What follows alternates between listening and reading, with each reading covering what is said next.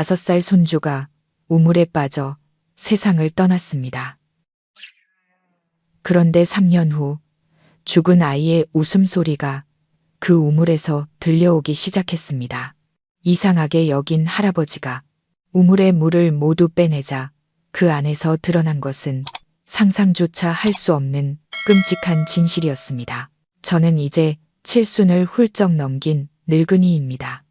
사람들은 이 나이가 되면 자식, 손주들 재롱 보며 편안한 노후를 보낸다고들 하지요. 하지만 저는 해가 저물어 어스름이 내릴 때면 지금도 심장을 칼로 베는 듯한 고통에 몸서리칩니다. 지금부터 제가 들려드릴 이야기는 옛날 이야기도 그저 무서운 괴담도 아닙니다. 이것은 제 하나뿐인 아들 가족과 이 늙은이의 피와 눈물이 섞인 뼈아픈 세월에 대한 기록입니다. 모든 것은 우리 시골 마을이 도시화의 바람에 휩쓸리기 전 아직 이웃 간의 정이 살아있으면서도 사람의 속마음은 헤아리기 어렵던 그 시절에 시작되었습니다. 우리 집은 넓은 과수원 한가운데에 오롯이 자리 잡고 있었고 담장 너머로는 사시사철 붉은 꽃이 피고 졌습니다. 저는 아들 민준이와 며느리 지혜 그리고 눈에 넣어도 아프지 않을 손주와 함께 살고 있었습니다.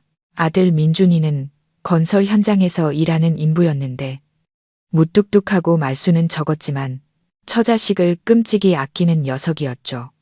며느리 지혜는 마음씨 곱고 부지런한 전형적인 시골 아낙네로 낮에는 밭에서 흙먼지를 뒤집어 쓰고 집에 돌아오면 살림과 가축 돌보기에 여념이 없었습니다. 하지만 제 인생의 가장 소중한 보물은 이 집안의 기둥이었던 제 손주 준서였습니다. 그의 녀석은 막 5살이 되었지요. 준서는 하얀 피부에 밤하늘의 별처럼 초롱초롱한 눈을 가진 참으로 사랑스러운 아이였습니다. 할아버지, 할아버지 하고 혀 짧은 소리로 저를 부를 때면 노년의 고단함도 눈 녹듯 사라지곤 했죠. 저는 그 아이를 세상 무엇과도 바꿀 수 없었습니다.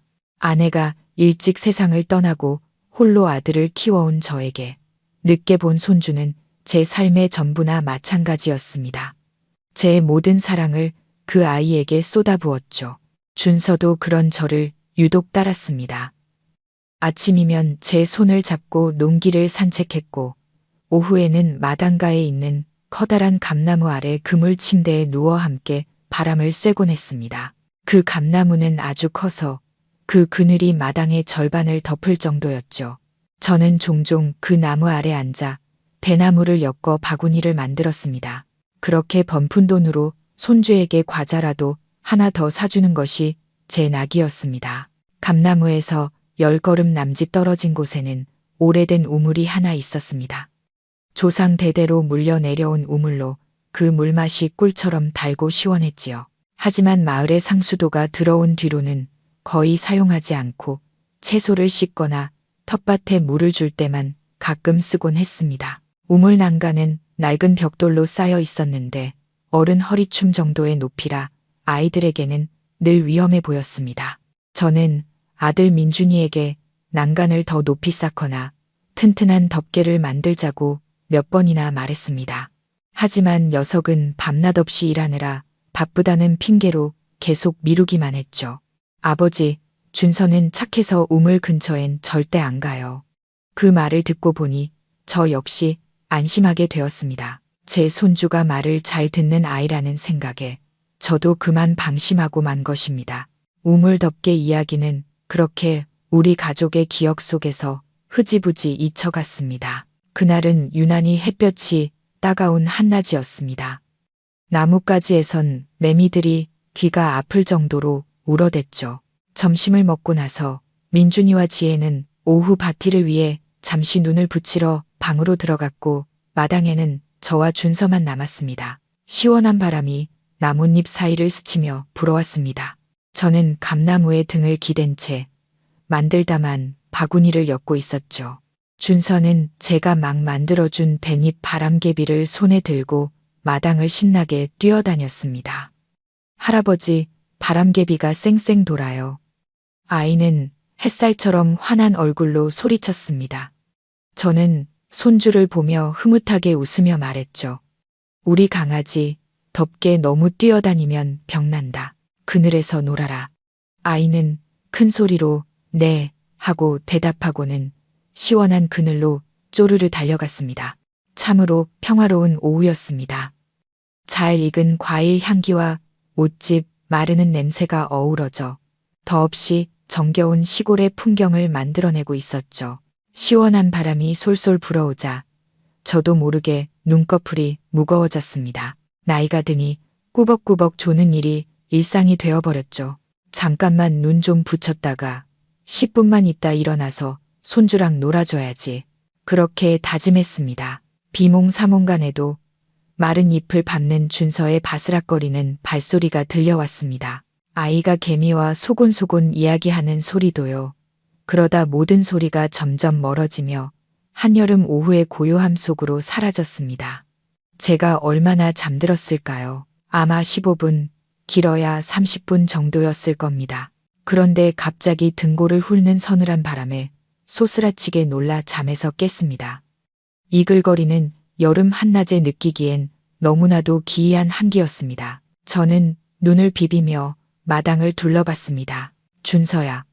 나지막이 불렀지만 대답이 없었습니다. 준서야, 어디 있니? 저는 점점 커지는 목소리로 다시 불렀습니다. 불안감에 목소리가 떨리기 시작했습니다. 여전히 매미 울음소리만이 제 물음에 답할 뿐이었습니다. 텅 빈 마당, 댄잎 바람개비만이 흙바닥 위에 외롭게 누워 있었습니다. 불길한 예감이 온몸을 휘감았습니다. 저는 지팡이를 짚고 벌떡 일어섰습니다. 늙고 쇠약한 두 다리가 사시나무처럼 떨렸죠. 감나무 주변을 돌고 바나나 덤불 속을 들여다보고 대문까지 나가봤지만 대문은 굳게 닫혀 있었습니다. 아이가 밖으로 나갔을 리는 없었습니다. 그때 제 눈이 마당 한 구석, 오래된 우물 쪽으로 향했습니다. 이끼 낀 우물 난간 바로 옆에 준서의 파란색 작은 고무신 한 짝이 놓여 있었습니다. 심장이 냈는 것 같았습니다. 목구멍이 바싹 타들어가 아무 말도 할 수 없었죠. 저는 지팡이도 내팽개치고 남은 힘을 다해 우물가로 달려갔습니다. 준서야, 제 절규가 한여름의 정적을 갈기갈기 찢었습니다. 저는 우물 안으로 몸을 숙여 깊고 어두운 그 속을 들여다봤습니다. 칠흑 같은 어둠 속에서 검은 물이 일렁이고 있었습니다. 늘 잔잔하던 수면이 지금은 거칠게 요동치고 있었죠. 물결이 계속해서 퍼져나가며 우물 벽에 부딪히는 소리가 섬뜩하게 들려왔습니다. 제 비명을 듣고 아들 내외가 잠에서 깨 뛰쳐나왔습니다. 곤히 자던 얼굴이었지만 제가 우물에 매달려 있는 모습을 보자 혼비백산했죠. 아버지, 왜 그러세요? 민준이가 다급하게 물으며 저를 부축했습니다. 준서가 우물에 빠졌다. 저는 우물을 가리키며 간신히 말했습니다. 눈물이 쉴 새 없이 흘러내렸죠. 그 말을 들은 지혜는 그 자리에 풀썩 주저앉았습니다. 얼굴이 백지장처럼 하얗게 질려 있었죠. 민준이는 상처 입은 짐승처럼 고통스러운 신음을 내뱉더니 망설임 없이 우물로 뛰어들려 했습니다. 하지만 이 우물은 너무 깊고 벽은 있기 때문에 미끄러웠습니다. 저는 아들의 다리를 붙잡고 울부짖었습니다. 안 된다. 뛰어들면 너까지 죽어. 어서 밧줄 가져와. 비명 소리를 들은 이웃들이 순식간에 몰려들었습니다. 누구는 밧줄을, 누구는 손전등을 들고 왔고 어떤 이는 보건소에 연락을 했습니다. 작았던 우리 집은 순식간에 아수라장이 되었죠. 그 사람들 속에는 바로 옆집에 사는 최영감내외도 있었습니다. 최영감내는 우리 집과 담벼락 하나, 그리고 이 우물을 사이에 두고 있었죠. 최영감은 가장 먼저 달려와 몹시 걱정스러운 얼굴로 아이를 구할 수 있겠냐며 안절부절 못했습니다. 심지어 손전등을 들고 우물 속을 비추며 동네 청년들에게 밧줄 묶는 법을 지시하기까지 했죠. 그 순간 저는 그의 태도를 신경 쓸 겨를이 없었습니다. 그저 두 손을 모아 하늘에 빌고 또 빌었습니다. 조상님들이 부디 제 손주를 살려달라고요. 마을에서 가장 힘센 청년의 몸에 밧줄이 묶이고 우물 속으로 내려갔습니다. 수많은 사람들이 숨을 죽인 채 팽팽하게 당겨졌다 느슨해지는 밧줄만 바라봤습니다. 1분 1초가 영원처럼 느껴졌습니다. 며느리 지혜의 울음소리가 애간장을 녹일 듯 울려 퍼졌습니다. 민준이는 우물가에 못 박힌 듯 서 있었습니다. 두 눈은 시뻘겋게 충혈되었고 두 주먹은 피가 배어 나올 정도로 꽉 쥐고 있었죠. 뭐 보여요? 누군가 아래를 향해 소리쳤습니다. 찾았어요. 끌어올려요. 무거워요. 우물 아래에서 들려오는 목소리는 마치 저승에서 들려오는 것처럼 묵직하고 음산했습니다.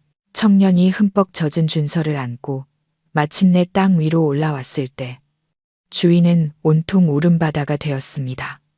하지만 그것은 기쁨의 눈물이 아니었습니다. 절망과 고통의 눈물이었죠. 아이는 미동도 없이 누워 있었습니다. 피부는 파랗게 변해 있었고 두 눈은 굳게 감겨 있었습니다. 작은 손에는 이미 으스러진 노란 나비 한 마리가 꼭 쥐어져 있었죠. 아름다운 나비를 쫓다가 그만 발을 헛디뎠던 것입니다. 그 낮은 우물 난간이 제 어린 손주의 발걸음을 막아주지 못했습니다. 보건소 직원이 달려와 인공호흡을 하고 심폐소생술을 실시했습니다.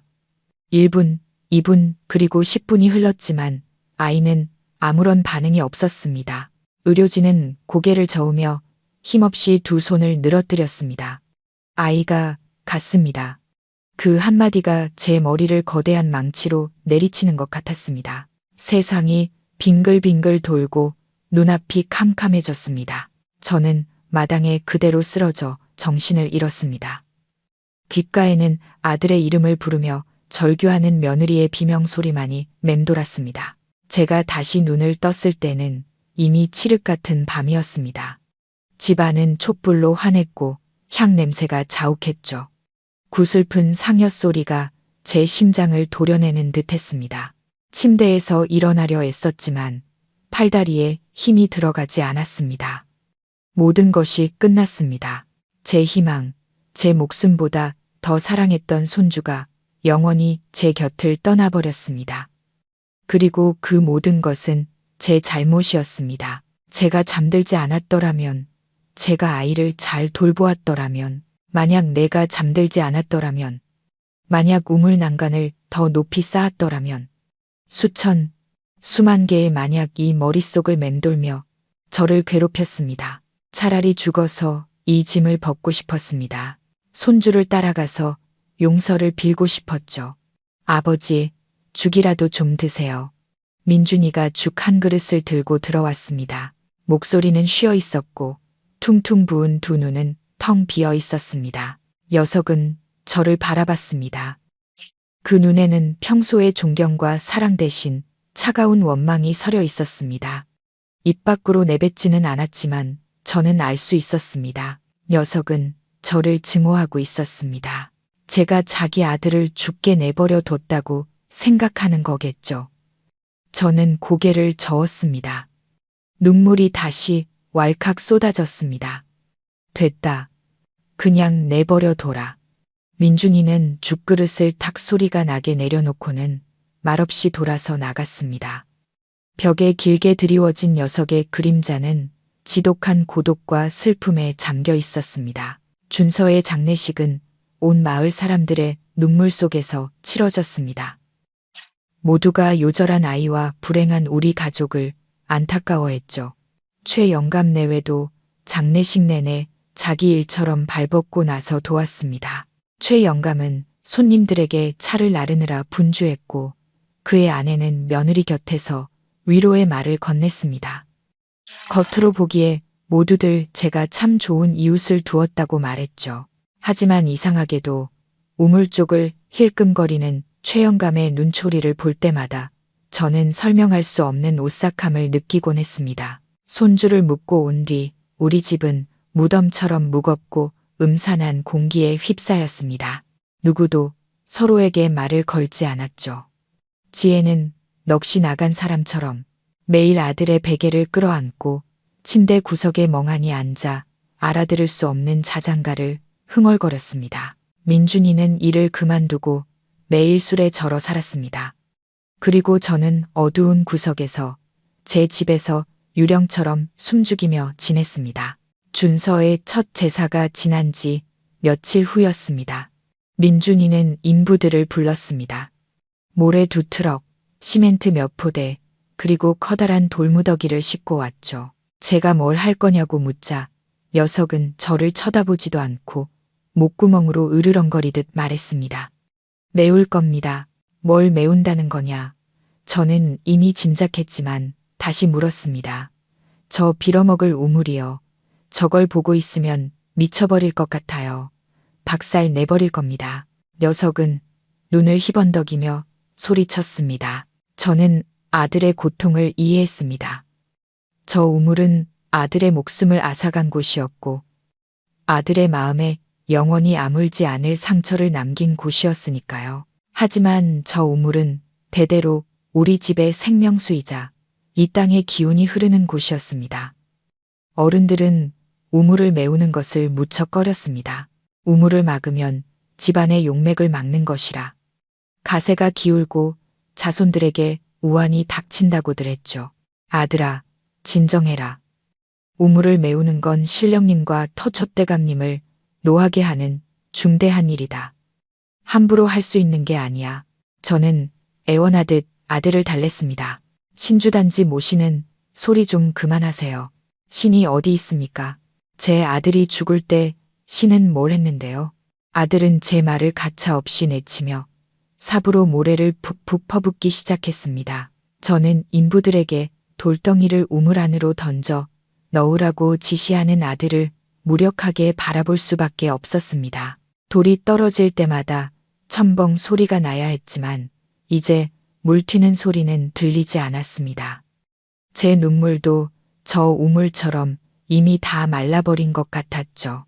돌과 모래로 우물을 가득 채운 뒤 민준이는 두꺼운 콘크리트 층을 부어 입구를 완전히 막아버렸습니다. 심지어 시멘트로 표면을 매끄럽게 마감하여 그곳은 푸른 나무들 사이에 덩그러니 놓인 차갑고 회색빛의 콘크리트 덩어리가 되었습니다. 우물이 막힌 날부터 집안은 더욱 싸늘해졌습니다. 며느리 지혜의 병은 더 깊어지는 듯 했죠. 깊은 밤이면 저는 지혜가 몰래 그 콘크리트 무덤 위에 웅크리고 앉아있는 것을 보았습니다. 차가운 바닥에 귀를 대고 마치 아들과 이야기하듯 소곤거렸죠. 그 모습을 볼 때마다 제 가슴은 미어졌습니다. 얘야, 방에 들어가자. 밤이 쓰리 차다. 저는 며느리의 어깨에 외투를 걸쳐주며 조용히 타일렀습니다. 지혜는 저를 올려다 봤습니다. 텅 빈 눈동자에 어딘가 섬뜩한 미소가 걸려 있었죠. 아버님, 조용히 하세요. 우리 준서 자고 있잖아요. 지금 저 밑에서 숨바꼭질하고 있어요. 아버님도 들어보세요. 아이가 게르르 웃고 있잖아요. 며느리의 말에 저는 온몸의 털이 곤두서는 것 같았습니다. 무슨 헛소리를 하는 거냐. 준서는 죽었어. 정신 차려라. 저는 며느리의 어깨를 잡고 흔들었습니다. 하지만 지혜는 제 손을 뿌리치고 다시 바닥에 귀를 댔습니다. 그 표정은 기이할 정도로 행복해 보였죠. 아니에요. 안 죽었어요. 엄마랑 숨바꼭질 하는 거예요.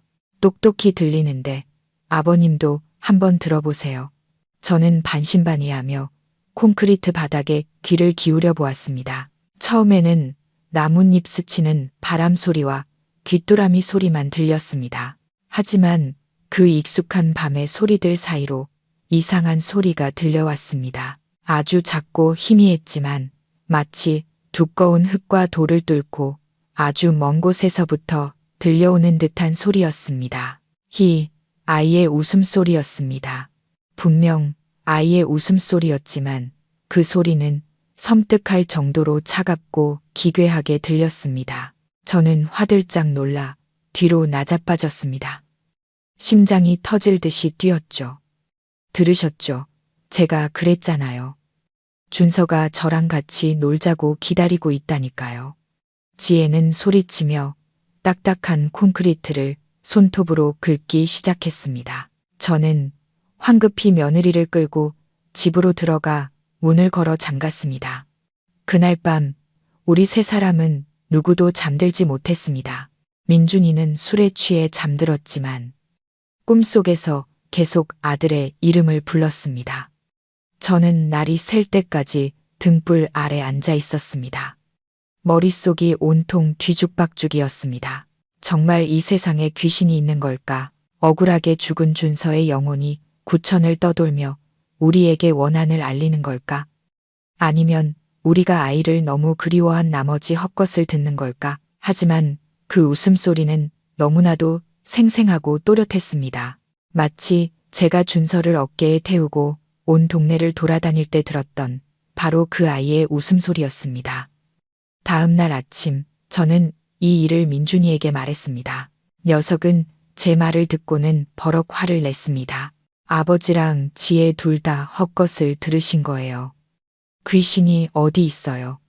바람 소리거나 쥐새끼 소리겠죠.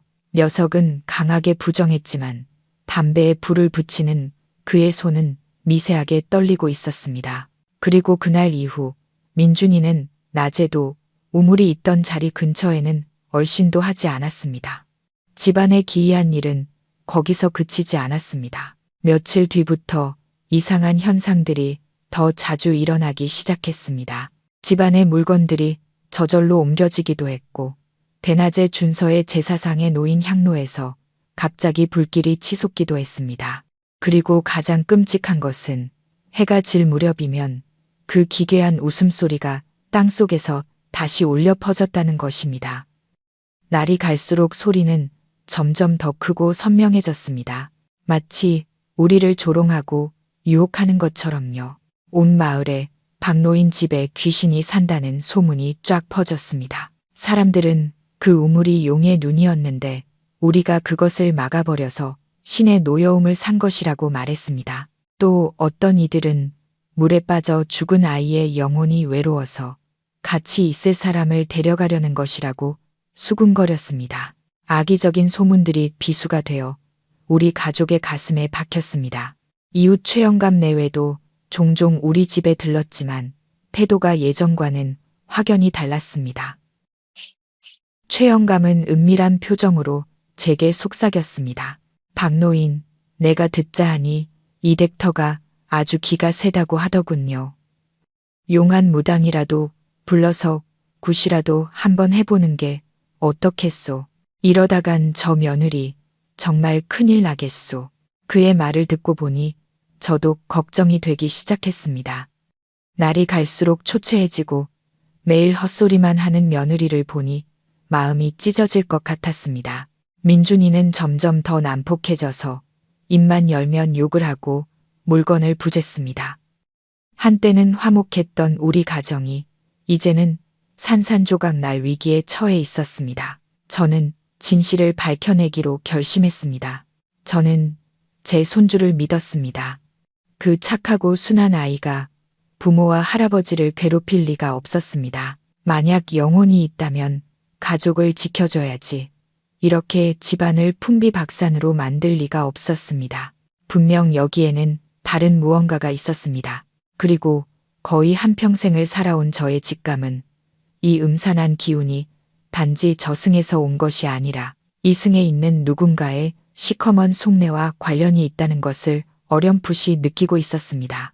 민준이가 우물 입구를 콘크리트로 막아버린 그날 이후 우리 집은 섬뜩한 적막감에 잠겨버렸습니다. 사람들은 시간이 모든 상처를 치유해준다고 말하지만 우리 가족에게 시간은 상처에 소금을 뿌리는 것과 같았습니다. 하루하루가 지날수록 고통은 더욱 타갔죠. 집안의 공기는 숨쉬기조차 힘들 정도로 무겁게 가라앉아 있었습니다. 예전에는 아이의 웃음소리로 가득 찼던 집은 이제 버려진 무덤처럼 고요했습니다. 예전에는 가장 즐겁고 따뜻했던 저녁 식사 시간, 시원한 마루에 둘러앉아 구수한 된장찌개와 아삭한 김치를 먹으며 학교에서 있었던 일을 제잘거리는 준서의 목소리가 아직도 생생합니다. 하지만 이제 매일의 식사는 제게 끔찍한 고문과도 같았습니다. 밥상은 차려졌지만 누구도 수저를 들려 하지 않았죠. 며느리 지혜는 건성으로 밥을 지었고 종종 서리거나 짝이 일쑤였지만 아무도 불평하지 않았습니다. 밥 한 술을 입에 넣으면 목에 걸려 넘어가지 않았고 쓴 약을 씹는 것처럼 맛이 없었기 때문입니다. 저는 밥상머리에 앉아 떨리는 손으로 밥그릇을 들고 맞은편에 텅 빈 의자를 힐끔거렸습니다. 그곳은 늘 준서가 앉던 자리였죠. 아이가 쓰던 닭 그림이 그려진 작은 밥그릇이 며느리에 의해 늘 그 자리에 놓여 있었습니다. 그 모습을 보면 또다시 눈물이 차올라 하얀 밥 위로 뚝뚝 떨어졌습니다. 저는 억지로 몇 숟갈을 뜨고는 조용히 일어나 갯마루에 앉아 씁쓸한 차를 마셨습니다. 아들 민준이는 완전히 다른 사람이 되어버렸습니다. 성실하고 착했던 가장의 모습은 온데간데 없고 난폭하고 과묵한 사람으로 변해버렸죠. 일을 마치고 돌아오면 공구 가방을 구석에 내팽개치고 말없이 소주병을 꺼내 들이켰습니다. 술이 들어가면 말이 많아진다지만 녀석은 술을 마실수록 깊은 한숨과 거친 욕설만 내뱉을 뿐이었습니다. 어떤 날은 술에 취해 식탁에 머리를 박고 아이처럼 엉엉 울며 절망적으로 아들의 이름을 불렀습니다. 수염은 덥수룩하고 눈은 폐하게 들어간 아들의 모습을 볼 때마다 제 마음은 갈기갈기 찢어졌습니다. 다가가서 어릴 적처럼 등을 토닥여주고 싶었지만 우리 부자 사이에는 보이지 않는 거대한 벽이 생겨버렸습니다. 녀석은 여전히 준서의 죽음이 제 탓이라며 저를 원망하고 있는 것 같았습니다. 그 보이지 않는 벽은 점점 더 높아져 우리 사이를 차가운 얼음장처럼 갈라놓았습니다. 그리고 제 며느리 지혜, 그 아이가 가장 불쌍했습니다. 아들을 잃은 충격으로 넋이 나간 사람처럼 하루 종일 집안을 서성이며 의미 없는 말을 중얼거렸습니다. 마당을 쓸다가도 노란 나비 한 마리가 날아가면 넋을 잃고 바라보며 준서가 숨바꼭질하네라며 웃기도 했습니다. 그럴 때마다 저는 고개를 돌려 눈물을 훔칠 수밖에 없었죠. 밤이 되면 방 안에서 부스럭거리는 소리가 들렸습니다. 옷장 여는 소리, 그리고 아이를 재우듯 구슬프게 흥얼거리는 자장가 소리가 들려올 때면 소름이 돋았습니다. 녀석은 준서의 옷을 전부 꺼내 몇 번이고 접었다 폈다 하며 옷에 남은 아들의 채취를 막고 있었습니다. 아들에게 입히려고 만들다만 옷을 보물처럼 가슴에 꼭 품고 있었죠. 누가 그 옷에 손이라도 대면 새끼 잃은 어미 호랑이처럼 눈을 부릅뜨고 소리를 질렀습니다. 넓은 집이 어찌나 춥고 삭막하게 느껴지던지요. 한 지붕 아래 세 사람이 살고 있었지만 우리는 각자의 고통 속에 갇힌 세계의 그림자일 뿐이었습니다. 저는 늙어서 언제 죽어도 이상할 게 없었지만 하루하루 시들어가는 아들 내외를 보는 것은 참을 수 없었습니다. 이 죽음 같은 공기가 우리 집에 남은 마지막 숨통마저 끊어버릴까봐 두려웠습니다. 그해 겨울은 유난히 일찍 찾아왔습니다. 뼛속까지 파고드는 찬 바람이 문틈으로 스며들어 마치 누군가 구슬프게 흐느끼는 것처럼 울부짖었죠. 하늘은 늘 잿빛이었고 금방이라도 무너져 내릴 것처럼 무겁게 내려앉아 있었습니다. 마당의 나무들은 잎을 모두 떨구고 앙상한 가지만 하늘을 향해 뻗고 있었죠. 어느 해 질녘 어둠이 막 내리기 시작할 무렵이었습니다. 제가 아궁이 옆에 웅크리고 앉아 몸을 녹이고 있는데 밖에서 거센 바람 소리가 들려왔습니다. 바람 소리가 이상했습니다. 마른 나뭇잎이 스치는 소리도 대나무 숲을 지나는 소리도 아니었습니다. 귀가 아플 정도로 날카롭게 울리는 소리였죠. 저는 창문을 닫으려고 지팡이를 짚고 일어섰다가 그 자리에 얼어붙었습니다. 그 날카로운 바람 소리 사이로 또 다른 소리가 섞여 들려왔습니다. 할아버지, 할아버지.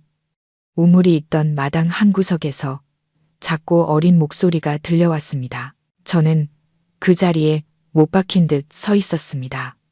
심장이 미친 듯이 뛰었죠. 제가 늙어서 헛것을 듣는 걸까요? 아니면 또 환청일까요? 저는 숨을 죽이고 귀를 기울였습니다. 히히히, 할아버지, 이리 와서 저랑 놀아요. 이번에는 아주 또렷하게 들렸습니다. 맑고 청아했지만 등골이 오싹할 정도로 차가운 웃음소리였습니다. 틀림없었습니다. 그건 준서의 목소리였습니다. 애교 섞인 말투, 해맑은 웃음소리. 저는 다리에 힘이 풀려 손에 들고 있던 지팡이를 떨어뜨렸습니다. 창틀을 붙잡고 텅 빈 눈으로 마당을 내다봤습니다. 밖은 칠흑같이 어두웠고 집에서 새어나오는 희미한 불빛만이 마당을 얼룩덜룩 비추고 있었습니다. 콘크리트 무덤이 있는 마당 구석은 어둠 속에 잠겨 있었죠. 하지만 저는 마치 얇고 하얀 연기 같은 것이 그 주변을 맴도는 것처럼 느껴졌습니다. 눈을 비비고 다시 자세히 보았습니다. 그 연기는 모였다가 흩어지기를 반복했습니다. 어떤 때는 웅크리고 앉아있는 아이의 형상 같았고 어떤 때는 바람에 흩날려 사라졌습니다. 준서야, 너니? 저는 떨리는 목소리로 불렀습니다. 제 물음에 답하는 것은 오직 소름 끼치는 바람 소리와 멀어졌다 가까워지기를 반복하는 웃음소리뿐이었습니다. 그때 마침 민준이가 퇴근하고 돌아왔습니다. 창가에 넋을 잃고 서 있는 저를 보고는 다급하게 물었죠. 아버지, 왜 그러세요? 바람이라도 맞으셨어요? 저는 마당을 가리키며 더듬거렸습니다. 아들아, 준서가 돌아왔어. 저기 웃음소리 들리지 않니? 민준이는 미간을 찌푸리며 마당을 내다보고는 저를 불쌍하다는 듯 또 짜증스럽다는 듯 쳐다봤습니다. 아버지 또 그러시네요. 밖에 아무도 없어요. 바람 소리예요. 어서 방에 들어가서 쉬세요. 녀석은 저를 침대에 눕히고 이불을 덮어주었습니다. 하지만 저는 알 수 있었습니다. 녀석도 두려워하고 있다는 것을요. 제 어깨를 잡은 녀석의 손은 얼음장처럼 차가웠고 식은 땀으로 축축했습니다. 그리고 창밖을 힐끗거리는 그의 눈초리는 공포와 혼란으로 가득 차 있었습니다. 그날 밤, 그 웃음소리는 제 머릿속을 떠나지 않았습니다. 저는 밤새 뒤척이며 모든 소리에 귀를 기울였죠. 그리고 저뿐만이 아니었습니다. 아들 방에서도 침대 삐걱거리는 소리와 밤새 뒤척이는 민준이의 깊은 한숨 소리가 들려왔습니다. 제가 반쯤 잠든 상태에서만 웃음소리를 들었다면 며느리 지혜는 시도 때도 없이 그 소리를 들었습니다. 아들을 잃은 고통에 초자연적인 공포까지 더해지자 며느리는 완전히 이성을 잃고 말았습니다. 어느 날 정오 온 가족이 쉬고 있을 때였습니다. 마당에서 갑자기 요란한 소리가 들려왔습니다. 저는 깜짝 놀라 뛰쳐나갔다가 끔찍한 광경을 목격했습니다. 지혜가 머리를 산발한 채 손에 태기를 들고 우물 위에 콘크리트를 미친 듯이 내리치고 있었습니다. 쨍, 쨍. 쇠가 콘크리트에 부딪히는 날카로운 소리가 불꽃과 함께 터져 나왔습니다. 아가, 엄마가 왔어. 엄마가 구해줄게. 조금만 기다려. 며느리는 울부짖으며 워미질을 해댔습니다. 이 자루와의 마찰로 손에서는 피가 배어 나왔지만 전혀 고통을 느끼지 못하는 듯 했습니다. 얘야, 지금 뭐 하는 거냐? 저는 경악하며 달려가 페이를 빼앗으려 했지만 며느리의 힘은 상상 이상으로 강했습니다. 저를 밀쳐 넘어뜨리고는 소리쳤습니다. 비켜요. 아버님은 안 들리세요? 우리 애가 춥고 숨 막힌다고 부르고 있잖아요. 며느리의 눈은 핏발이서 시뻘겋게 충혈되어 있었습니다. 저를 원수처럼 노려보더니 다시 딱딱한 시멘트 바닥을 향해 원위를 내리찍기 시작했습니다. 그 소리를 듣고 민준이도 뛰쳐나왔습니다. 아내의 모습을 본 녀석은 뒤에서 지혜를 끌어안았습니다. 지혜야, 진정해. 우리 아들은 죽었어. 제발 그만해. 이거 놔. 이 살인자. 당신들이 내 아들을 생매장했어. 이 악마들아. 지혜는 격렬하게 발버둥치며 남편의 얼굴과 팔을 핥히었습니다. 남편의 어깨를 물어뜯기까지 했죠. 민준이는 고통에 찬 비명을 질렀지만 아내를 놓지 않았습니다. 두 사람은 먼지를 일으키며 마당 한가운데서 뒤엉켜 싸웠습니다. 저는 무력하게 서서 산산조각난 가족의 모습을 바라볼 수밖에 없었습니다. 이웃들이 소란을 듣고 또다시 몰려와 대문 밖에서 쑥덕거리며 구경했습니다. 아이고, 저댁 며느리 미쳤나 봐. 죽은 아들 귀신이 캔 게 틀림없어. 저 집은 업보가 얼마나 두텁길래 저런 일이. 무심한 말들이 제 귀에 박혔습니다. 최 영감도 와 있었습니다. 그는 팔짱을 낀 채 심각한 표정으로 지켜보고 있었지만 입가에는 제가 그때는 이해할 수 없었던 기묘한 미소가 걸려 있었습니다. 마침내 민준이는 아내를 제압하고 밧줄로 묶어 방으로 옮겨야 했습니다. 지혜는 목이 쉴 때까지 소리를 지르다 기력이 다해 기절하고 말았습니다. 땀으로 젖은 머리카락, 피투성이가 된 부은 손, 침대에 누워있는 며느리의 모습을 보며 저는 눈물을 참을 수 없었습니다. 민준이는 침대 옆에 앉아 머리를 파묻고 어깨를 들썩이며 울었습니다. 아버지, 이제 저 어떻게 해야 해요? 녀석은 저를 올려다봤습니다. 붉게 충혈된 눈에는 무력감과 공포가 가득했습니다. 저는 수십 년 만에 제 아들이 그렇게 약해진 모습을 처음 보았습니다. 그는 더 이상 강인한 가장이 아니었습니다. 가족에게 닥친 비극 앞에서 절망한 한 명의 아버지이자 남편일 뿐이었습니다. 민준이는 원래 유물론적인 사람이었습니다. 객지 생활을 오래 하며 눈에 보이는 것, 손에 잡히는 것만 믿는 사람이었죠. 우물을 메울 때도 고통을 지우고 싶다는 이성적인 판단으로 행동했습니다. 하지만 아내의 광기와 계속되는 기이한 현상들 앞에서 그의 단단했던 믿음은 속절없이 무너져 내리고 있었습니다. 그날 이후 민준이는 더욱 침울해졌습니다. 술에 취하는 대신 혼자 멍하니 앉아 담배만 연거푸 피워댔습니다. 밤에는 뜬 눈으로 지새우며 우리의 갇힌 짐승처럼 집 안을 서성거렸습니다. 한 번은 녀석이 손전등을 들고 우물이 있던 곳으로 가는 것을 보았습니다. 가까이 다가가지는 못하고 멀리서 곰이 자국이 남은 콘크리트 바닥을 비추고 있었죠. 그는 몇 시간 동안이나 동상처럼 서서 귀를 기울였습니다. 저는 녀석이 두려워하고 있다는 것을 알았습니다. 그 웃음소리가 진짜일까봐, 자신이 가장 사랑했던 아들이 자신을 원망하고 있을까봐, 그리고 무엇보다도 자신이 가족을 지키지 못했다는 무력한 진실과 마주해야 한다는 사실에 두려워하고 있었습니다.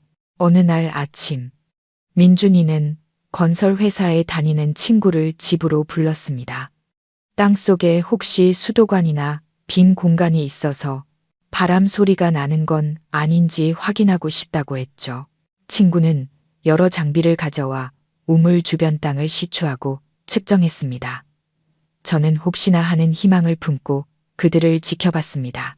만약 물리적인 원인을 찾을 수만 있다면 우리 가족이 짊어진 심리적 부담을 조금이라도 덜 수 있을 테니까요. 하지만 반나절 동안 땅을 파고 측정한 끝에 친구는 고개를 저었습니다. 이상하네요. 이 주변 땅은 아주 단단해요.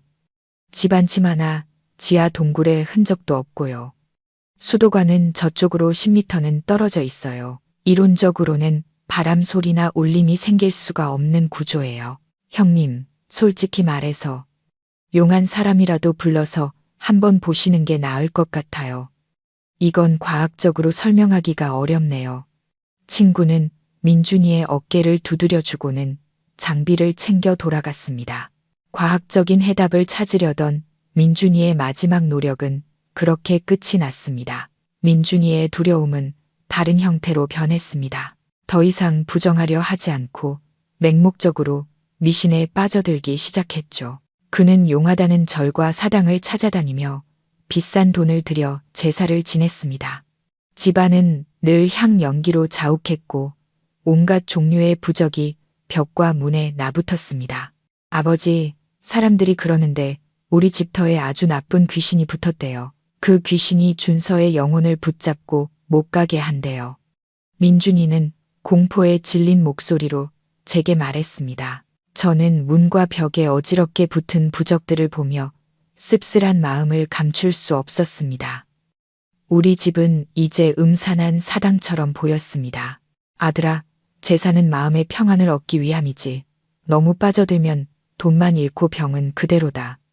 제가 충고했지만 녀석은 듣지 않았습니다. 아버지가 뭘 아세요? 무당말이 이대로 두면 지혜까지 데려간대요.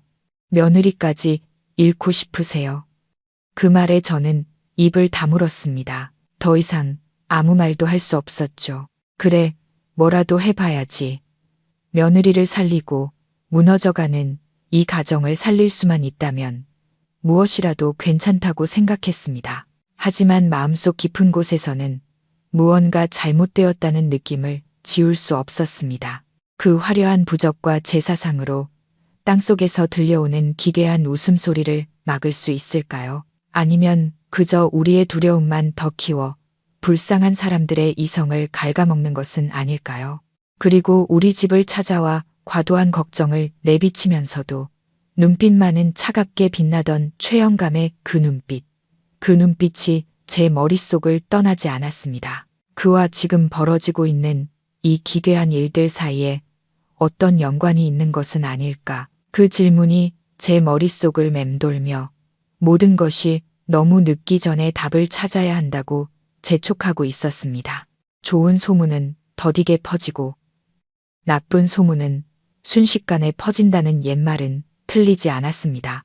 며느리 지혜가 미쳐서 우물을 파헤치려 했던 일과 우리 집 땅속에서 들려오는 기괴한 소리에 대한 이야기는 삽시간에 온 마을로 퍼져나갔습니다. 그리고 세상에 입방하는 이야기를 부풀리고 왜곡했죠.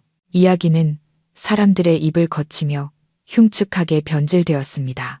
어느 날 아침 저는 담배를 사기 위해 마을 어귀의 가게로 향했습니다.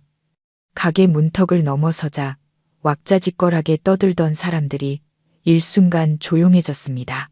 호기심과 경계심, 심지어 두려움이 섞인 시선들이 제게 쏟아졌습니다. 마치 제가 다른 행성에서 온 외계인이라도 되는 것처럼요. 가게 주인은 차를 따르면서도 곁눈질로 저를 살피며 어색하게 안부를 물었지만 그 목소리에는 의심이 가득했습니다. 어르신, 요즘 건강은 어떠세요? 저는 힘없이 고개를 끄덕이고는 담배를 받아들고 돌아서려 했습니다. 그때 등 뒤에서 수군거리는 소리가 들렸습니다. 저 노인, 겉은 멀쩡해 보여도 집안에 우환이 가득하다잖아. 듣자 하니 저 집터가 옛날 공동묘지였다던데 그래서 자손이 단명하는 거래. 무슨 죄를 지었길래 저런 험한 일을 연달아 겪는담. 착한 사람한테는 저런 일이 안 생기지. 그 말들은 날카로운 바늘이 되어 제 심장을 찔렀습니다. 저는 걸음을 멈췄습니다. 돌아서서 해명하고 싶었습니다. 우리 가족은 평생 남에게 해코지 한 번 안 하고 착하게 살아왔다고 소리치고 싶었습니다. 하지만 저는 그저 묵묵히 발걸음을 옮겼습니다. 굽은 등이 세상의 모든 억울함을 짊어진 것처럼 더 낮게 굽어 보였습니다. 그날 이후 우리 집으로 향하는 작은 골목길은 이상할 정도로 한산해졌습니다. 동네 아이들은 더 이상 우리 집 대문 근처에서 놀지 않았고 어른들은 우리 집 앞을 지날 때면 종종 걸음으로 지나가며 감히 집을 쳐다보지도 못하고 애군을 쫓는 주문을 외웠습니다. 심지어 어떤 사람은 우리 집이 사람을 해치기 위해 귀신을 키운다고까지 말했습니다. 이미 병든 며느리는 더욱 고립되었습니다. 넉나간 모습으로 대문 밖으로 나가 누군가에게 말을 걸려고 하면 사람들은 전염병 환자를 피하듯 자리를 피했습니다. 집에나 들어가요. 재수 없는 기운 옮기지 말고. 한때 며느리와 친하게 지냈던 이웃 아주머니가 울타리 옆에 멍하니 서 있는 며느리를 보고 소리쳤습니다. 지혜는 겁에 질려 몸을 웅크리고는 집으로 도망쳐 들어와 어두운 구석에 앉아 엉엉 울었습니다. 민준이도 일터에서 마음이 편치 않았습니다. 동료 인부들도 녀석과 함께 일하기를 꺼리기 시작했죠. 그의 불운이 공사 현장에까지 영향을 미칠까봐 두려워했습니다. 어느 날 녀석은 일찍 퇴근해 와서는 굳은 얼굴로 안전모를 바닥에 내던지며 욕을 했습니다. 아버지, 그놈들이 저보고 며칠 쉬래요. 재수 없다고요. 빌어먹을. 아들을 바라보는 제 마음은 찢어질 듯 아팠습니다. 안팎에서 밀려오는 압박이 우리 작은 가족을 짓누르고 있었습니다. 우리는 사회로부터 버림받은 죄인처럼 보이지 않는 공포와 함께 우리 자신의 집에 갇혀버렸습니다. 그 숨막히는 분위기 속에서 오직 최의 영감 내외만이 여전히 걱정스러운 얼굴로 우리를 찾아왔습니다. 그는 종종 술이나 차를 들고 와 민준이와 마주 앉아 이야기를 나눴습니다. 그는 혀를 차며 깊은 동정을 표했습니다. 민준 씨, 세상 인심이 참 야박하지. 너무 마음에 담아두지 말게. 하지만 솔직히 말해서 이 터가 자네 가족과 맞지 않는 것 같아. 이대로 두다가는 정말 큰일 날 것 같아 걱정일세. 그의 말은 가랑비에 옷 젖듯 혼란에 빠진 제 아들의 마음에 서서히 스며들었습니다. 포기하고 떠나고 싶다는 생각을 심어주었죠. 여론의 압박과 집안에서 커져가는 공포를 견디다 못한 민준이는 결국 초자연적인 세계에 모든 것을 걸기로 결심했습니다. 그는 옆 동네에 귀신을 쫓는데 아주 용하다는 무당이 있다는 소문을 듣고 먼 길을 마다하지 않고 그를 모셔왔습니다. 무당이 온다는 소식에 온 동네가 떠들썩했습니다. 사람들은 박노인네 집 우물 귀신이 얼마나 무서운지 구경하기 위해 구름처럼 몰려들었죠. 50대로 보이는 무당은 바싹 마른 체구에 교활해 보이는 눈을 하고 있었습니다. 그는 허름한 옷을 입고 손에는 먼지떨이를 든 채 거만한 태도로 우리 집 마당을 어슬렁거렸습니다. 그는 우물이 있던 자리를 빙빙 돌며 손가락으로 무언가를 세고 알아들을 수 없는 주문을 중얼거렸습니다. 이따금씩 몸을 부르르 떨거나 마치 초자연적인 존재와 소통이라도 하는 듯 허공을 향해 눈을 부릅떴습니다. 기가 세다. 아주 세. 이 원혼의 한이 하늘을 찌르는구나. 기어이 식구 하나를 데려가고야 말겠어. 무당의 서슬퍼런 한마디에 민준이와 지혜의 얼굴은 새하얗게 질렸습니다. 구경하던 사람들은 겁에 질려 웅성거리기 시작했습니다. 선생님, 제발 저희 좀 살려주십시오. 제발 저희 부부 좀 살려주세요. 민준이는 그 자리에 무릎을 꿇고 애원했습니다. 그의 목소리는 공포로 갈라져 있었죠. 그는 더 이상 한 집안의 가장이 아니었습니다. 거친 홍수 속에서 썩은 나뭇가지를 붙잡고 있는 미신에 빠진 한심한 인간일 뿐이었습니다. 무당은 듬성듬성한 수염을 쓰다듬으며 눈을 이리저리 굴리더니 말했습니다. 이 집안의 평화를 원한다면 큰 굿을 버려 원혼을 달래야 한다. 하늘의 장군들을 불러와 이 악귀를 눌러야 해. 하지만 이 굿은 비용이 만만치 않은데 감당할 수 있겠는가? 얼마가 들든 상관없습니다. 제발 저희 가족이 평안해질 수만 있다면요. 민준이는 미친 사람처럼 희망에 찬 눈으로 단호하게 대답했습니다. 그렇게 우리 집 마당에서는 요란한 구판이 벌어졌습니다. 북과 징, 꽹과리 소리가 조용한 시골 마을을 시끄럽게 울렸습니다. 자욱한 향 연기에 숨이 막힐 지경이었습니다. 무당은 칼을 휘두르며 춤을 추고 활활 타오르는 불을 향해 술을 뿜어댔습니다. 종이로 만든 인형들이 불에 타재가 되어 마치 떠도는 유령처럼 마당을 흩날렸습니다. 며느리 지혜는 마당 한가운데 앉혀져 겁에 질린 멍한 얼굴로 그 광경을 지켜봐야 했습니다. 민준이는 재물들을 나르느라 땀을 뻘뻘 흘리며 뛰어다녔죠.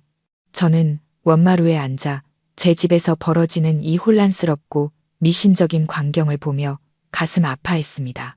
이것은 평화를 되찾는 방법이 아니었습니다. 이것은 광기였고 절망의 끝에서 버리는 발악이었습니다. 굿은 정오부터 해가 질 때까지 계속되었습니다. 무당은 민준이에게서 두둑한 돈을 받아 챙기고는 만족스러운 얼굴로 돌아갔습니다. 마당에는 온갖 잡동사니와 재만 어지럽게 남아 있었죠. 안심하게 내가 단단히 봉인해 놨으니 이제 그 원호는 두려워서 얼씬도 못할 걸세.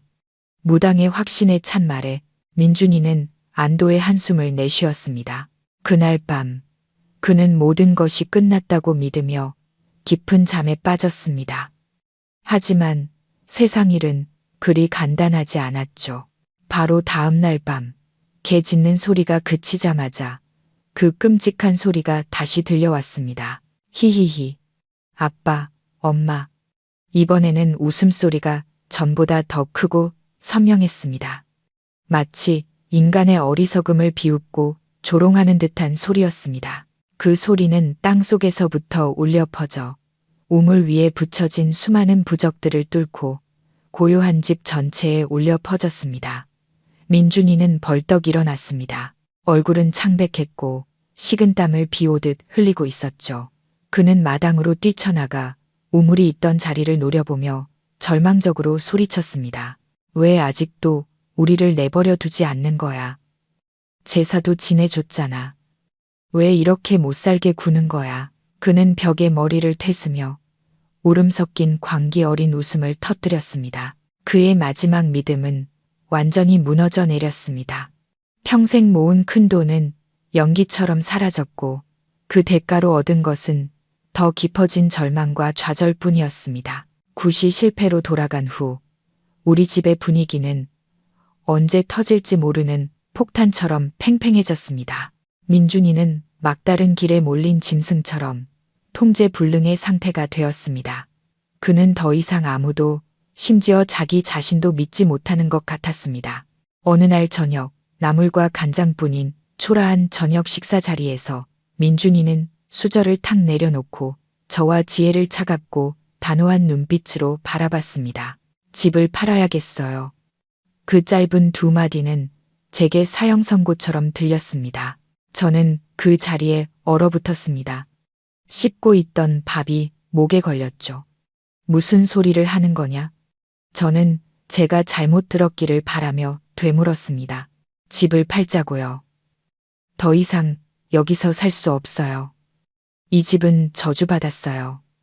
지혜가 여기서 뼈만 남고 죽는 꼴을 보고 싶으세요? 아니면 저까지 미쳐버리는 걸 보고 싶으세요? 민준이는 감정을 억누르며 한 글자 한 글자 힘주어 말했습니다. 아들아, 여긴 조상 대대로 물려받은 땅이다. 조상님들 묘소도 여기에 있는데 어떻게 팔 수가 있니? 집을 팔면 우린 어디 가서 사니? 저는 떨리는 목소리로 말했습니다. 눈물이 핑 돌았죠. 이 집은 제 평생의 흔적이 담긴 곳이었습니다. 벽돌 한 장, 나무 한 그루에 우리 가족 몇 대의 추억이 서려 있었습니다. 집을 파는 것은 제 영혼을 파는 것과 같았습니다. 조상요? 조상님들이 우리를 지켜주셨습니까? 준서가 그렇게 허망하게 죽게 내버려뒀잖아요. 이제 선택하세요. 이 집을 지킬 건지 아니면 우리 목숨을 지킬 건지. 민준이는 벌떡 일어나 밥상을 마당으로 엎어버렸습니다. 그릇이 산산조각 나고 밥과 국이 사방으로 튀었습니다. 지혜는 겁에 질려 구석에 웅크린 채 알아들을 수 없는 말을 중얼거렸습니다. 저는 발밑에 아수라장을 보고 이성을 잃은 아들을 보며 가슴이 찢어지는 듯한 고통을 느꼈습니다. 저는 아들이 이제 한계에 다다랐다는 것을 알았습니다. 두려움과 압박이 그의 이성과 감정을 모두 짓눌러버린 것이었죠. 다음 날 아침 박 노인네가 집을 판다는 소문이 빠르게 퍼져나갔습니다. 최 영감은 가장 먼저 우리 집으로 달려왔습니다. 그는 안타까운 척혀를 찾지만 그의 눈은 이상하게 빛나고 있었죠. 민준 씨, 조상 대대로 살아온 집을 팔아야 하니 마음이 얼마나 아프겠나. 하지만 상황이 이러니 어쩔 수 없지. 이렇게 하게. 내가 아는 사람 중에 집 살 사람 있는지 알아봐 줄 테니. 이웃사촌인데 손해보게 하진 않을 걸세. 며칠 후 최 영감은 낯선 남자를 데리고 왔습니다. 그는 값비싼 옷을 입고 번쩍이는 차를 타고 왔죠. 그는 집을 대충 훑어보고는 시세의 절반밖에 안 되는 헐값을 불렀습니다. 이 동네가 흉흉한 소문이 많고 집주인 운세도 안 좋으니 이 가격 이상은 못 드립니다. 파시든가 마시든가 알아서 하세요. 남자는 거만한 말투로 말했습니다. 민준이는 하루빨리 이곳을 떠나고 싶었기에 그 가격에 고개를 끄덕이려 했습니다. 그는 너무 지쳐 있었고 이 짐을 벗어던지고 낯선 곳에서라도 평화를 찾고 싶어 했습니다. 아들이 계약서에 서명하려는 순간 제 손이 떨리기 시작했습니다. 저는 이 서명이 끝나면 모든 것을 잃게 된다는 것을 알았습니다. 집과 뿌리를 잃고 가장 고통스러운 것은 차가운 우물 밑에 버려질 제 불쌍한 손주의 영혼을 두고 떠나야 한다는 것이었습니다. 잠깐, 저는 남은 힘을 다해 소리치며 지팡이로 탁자를 내리쳤습니다. 큰 소리에 모두가 깜짝 놀라 저를 쳐다봤습니다. 낯선 남자는 불쾌한 듯 미간을 찌푸렸고 최 영감은 당황한 기색이 역력했습니다. 민준이는 놀라서 저를 쳐다봤습니다. 아버지, 왜 그러세요? 그냥 계약하게 놔두세요. 민준이가 핏발 선 눈으로 소리쳤습니다. 나는 허락 못한다. 이 집은 내 집이다. 내가 살아있는 한 그 누구도 이 집을 팔 수 없어. 저는 허리를 꼿꼿이 펴고 아들과 낯선 사람들을 똑바로 쳐다봤습니다. 오랜 세월의 슬픔 속에서 잊고 있던 가장으로서의 위엄과 아버지로서의 권위가 그 어느 때보다 강하게 솟아올랐습니다. 노망난 영감 같으니 민준 씨, 알아서 해결하시오. 난 늙은이랑 실랑이 할 시간 없소. 남자는 옷을 털며 일어나 돌아가려 했습니다. 최 영감은 황급히 그를 따라가 무언가 속삭였죠. 저는 민준이 앞으로 다가가 그의 어깨를 꽉 잡고 떨리지만 단호한 목소리로 말했습니다.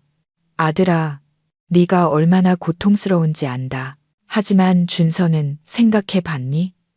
그 아이는 저 차가운 땅 속에서 아직 편히 잠들지 못했어.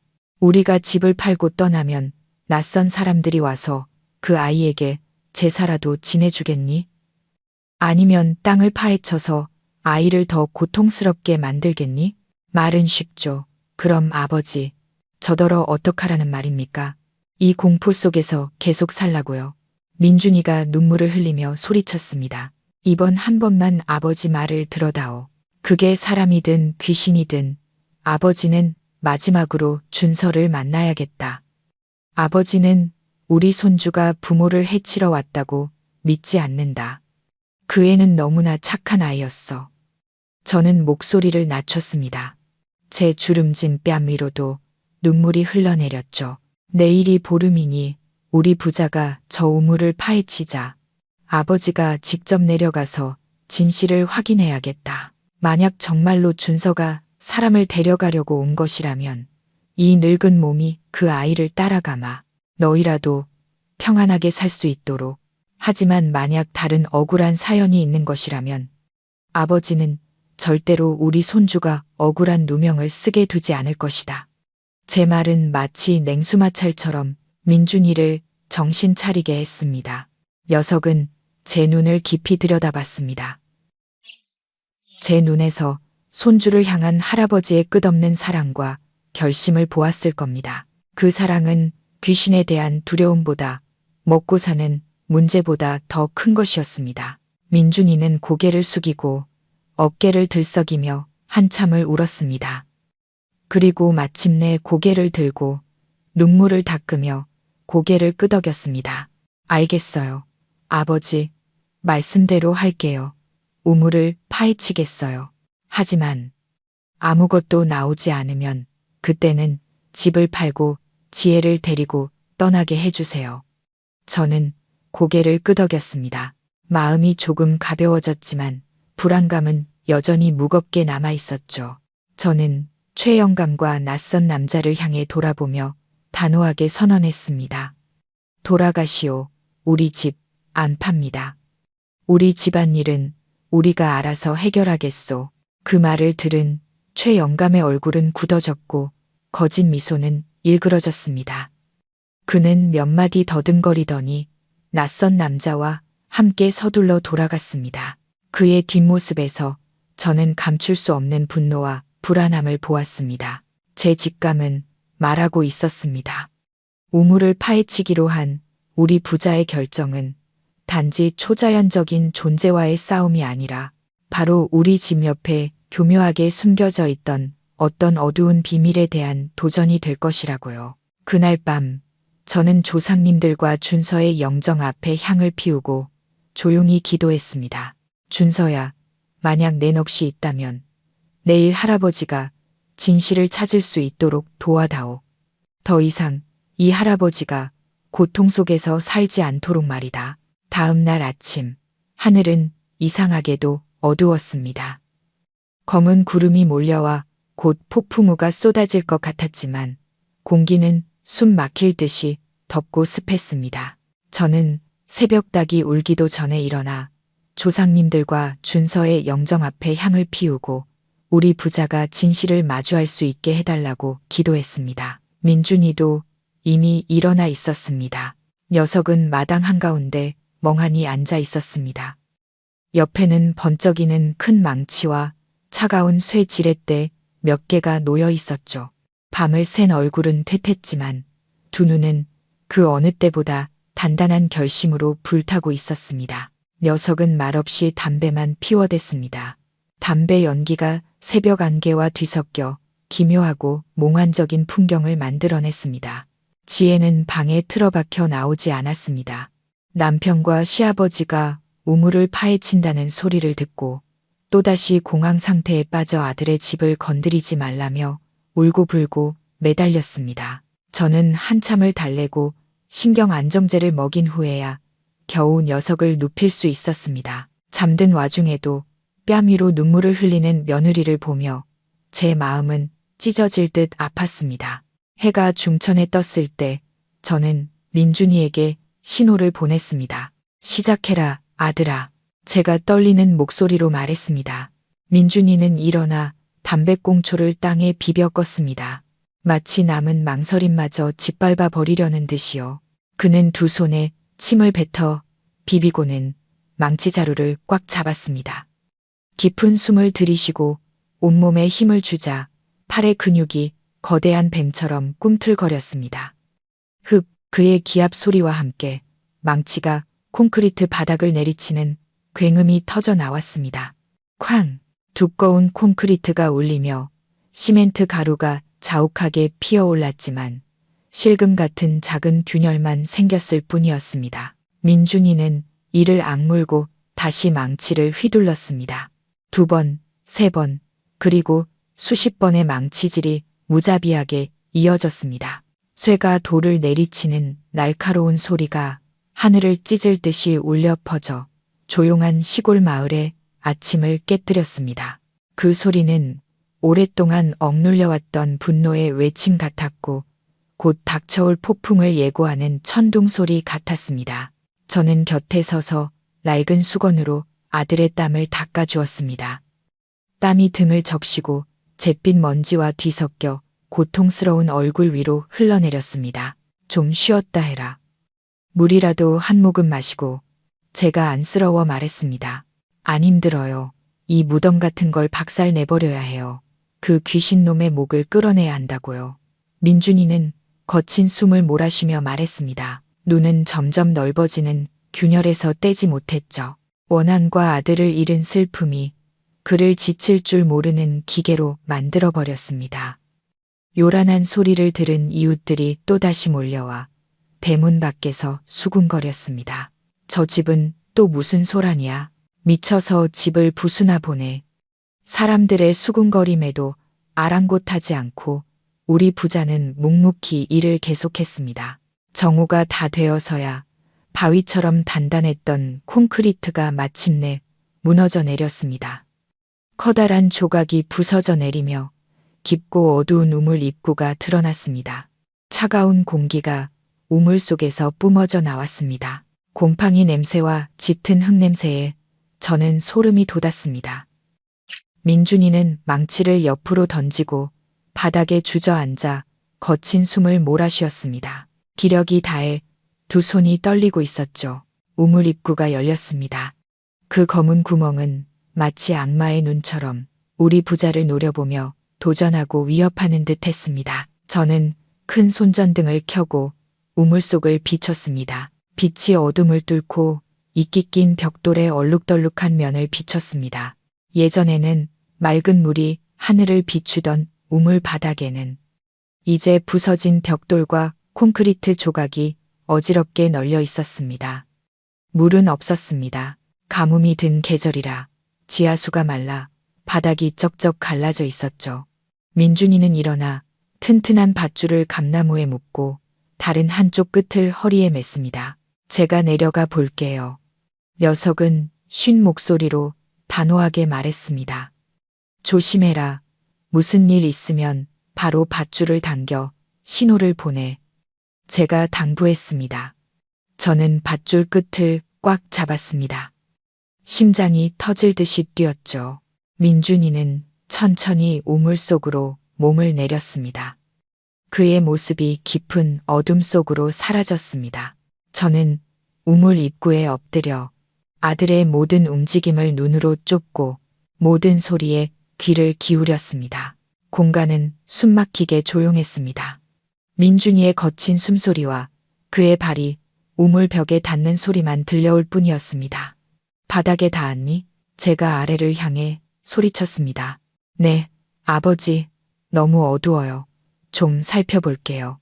민준이의 목소리가 웅웅거리며 울려 퍼졌습니다. 1분, 2분이 흘렀습니다. 무서운 침묵이 흘렀죠. 저는 숨을 죽이고 기다렸습니다. 식은땀이 이마를 적셨습니다. 그때 갑자기 제 손에 들린 밧줄이 격렬하게 흔들렸고 아래에서 민준이의 비명 소리가 터져 나왔습니다. 아버지, 빨리 끌어올려 주세요. 빨리. 저는 경악하며 남은 힘을 다해 밧줄을 당기기 시작했습니다. 무슨 일이냐? 귀신이라도 봤어? 저는 밧줄을 당기며 소리쳤습니다. 귀신이 아니에요, 아버지. 이런 젠장. 민준이의 분노에 찬 욕설이 울려 퍼졌습니다. 마침내 민준이의 머리가 우물 입구 위로 나타났을 때 저는 그의 얼굴이 시뻘겋게 달아오르고 두 눈에 분노의 핏발이 서 있는 것을 보았습니다. 그의 손에는 흙먼지가 잔뜩 묻은 검고 네모난 물건이 들려 있었습니다. 그는 밖으로 기어 나와 그 물건을 바닥에 내던졌습니다. 아버지, 보세요. 이게 뭔지 보시라고요. 저는 허리를 숙여 자세히 들여다봤습니다. 그것은 낡은 카세트 플레이어였습니다. 옛날에 사람들이 쓰던 건전지로 작동하는 구식 기계였죠. 그 옆에는 전선이 복잡하게 연결된 작은 타이머 장치가 붙어 있었습니다. 저는 떨리는 손으로 카세트 플레이어를 집어들어 재생 버튼을 눌렀습니다. 히히, 할아버지, 엄마, 익숙한 웃음소리가 흘러나왔습니다. 그동안 우리 가족을 괴롭히고 며느리를 미치게 하고 아들을 절망에 빠뜨렸던 바로 그 기괴한 웃음소리였습니다. 모든 것이 녹음된 소리였습니다. 저는 그 자리에 얼어붙었습니다. 카세트 플레이어가 손에서 떨어져 바닥을 굴렀습니다. 지지직거리는 웃음소리가 계속 흘러나왔습니다. 마치 우리의 어리석음을 비웃는 것처럼요. 하늘도 무심하시지. 대체 어떤 놈이 이런 짓을. 저는 하늘을 보며 통곡했습니다. 눈물이 쉴 새 없이 쏟아졌죠. 귀신이 아니었어요, 아버지.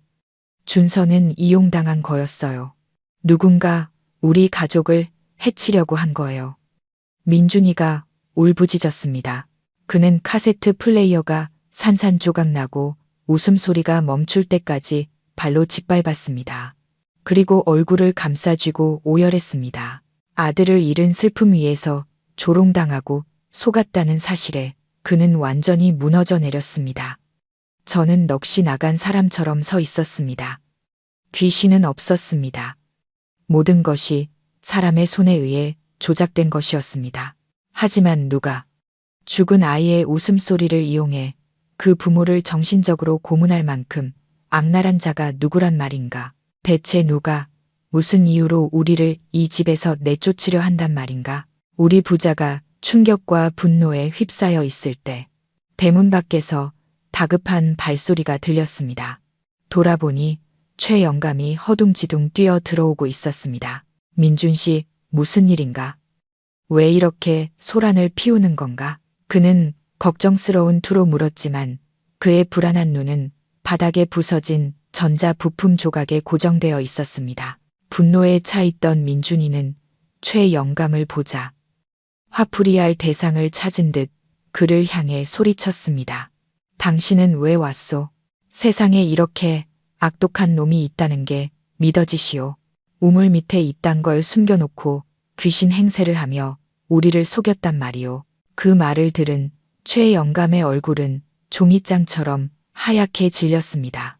찬바람이 부는데도 그의 이마에서는 땀이 비오듯 쏟아졌습니다. 그는 눈에 띄게 떨며 말을 더듬었습니다. 그런가? 어찌 그런 악독한 사람이. 아마 동네 철없는 애들이 장난친 거겠지. 장난? 이건 음모요. 나를 이 집에서 쫓아내려는 수작이라고. 혹시 짐작가는 사람이라도 있어? 민준이가 눈을 부릅뜨고 그에게 다가갔습니다. 최 영감은 뒷걸음질 치다 벽돌에 걸려 넘어질 뻔했습니다. 네, 내가 어떻게 알겠나. 아무튼 진정하게. 이 터가 정말 기가 세긴 센가 보네. 가짜 귀신이 있으면 진짜 귀신도 있는 법이지.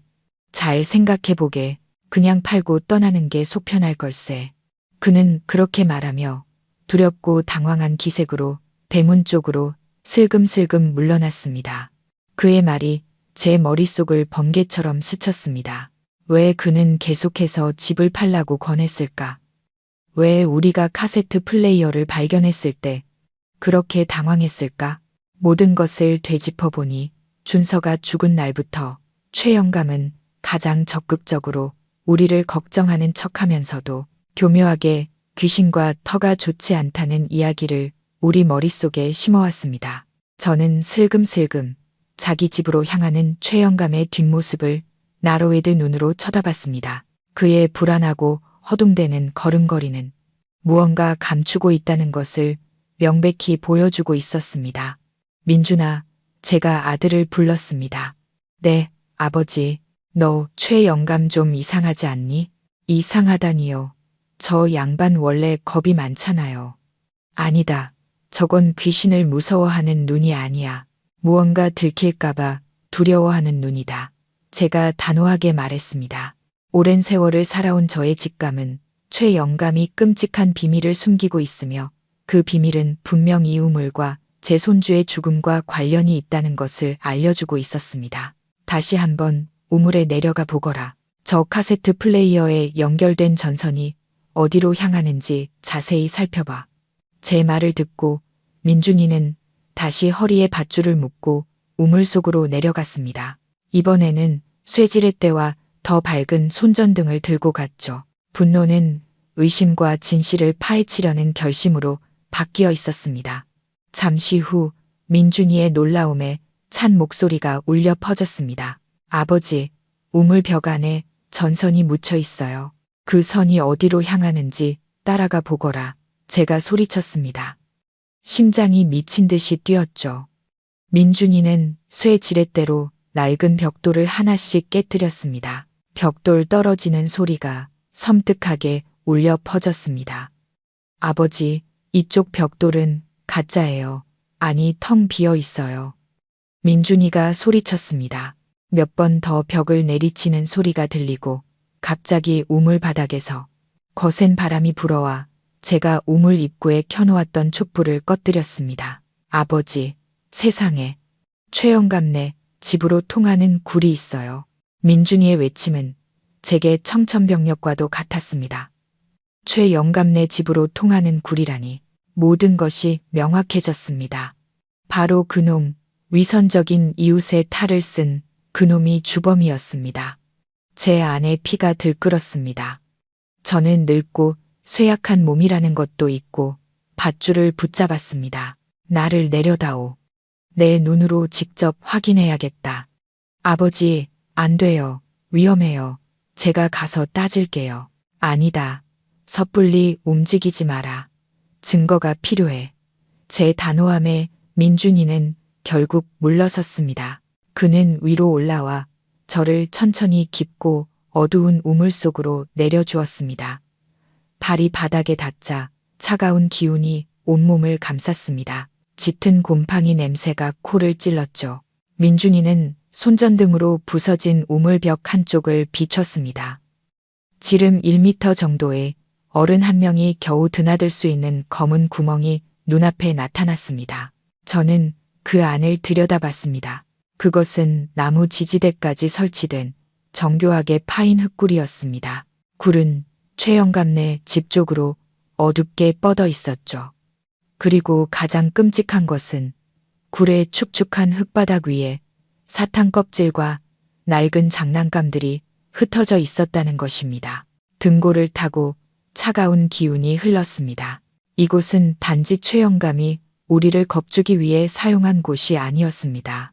이곳은 그의 추악하고 어두운 목적을 위한 비밀 통로이자 소굴이었습니다.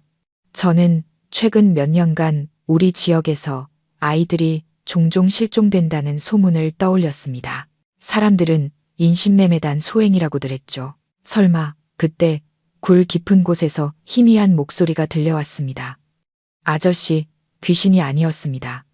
겁에 질린 아이들의 목소리였습니다. 저는 민준이를 돌아봤습니다. 우리 부자는 서로를 바라봤습니다. 두 사람의 눈에는 극도의 공포가 서려 있었습니다. 우리는 오랫동안 우리 발밑에 숨겨져 있던 끔찍한 범죄의 현장을 우연히 발견한 것이었습니다. 민준아, 지금 당장 올라가서 경찰에 신고해라. 조용히 가야 한다. 최영감이 알면 도망칠 거야. 아버지가 여기서 지키고 있겠다. 아버지 혼자 어떻게 하시려고요?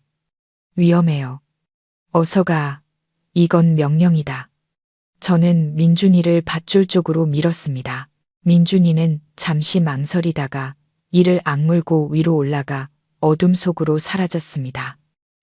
저는 우물 바닥에 홀로 남았습니다.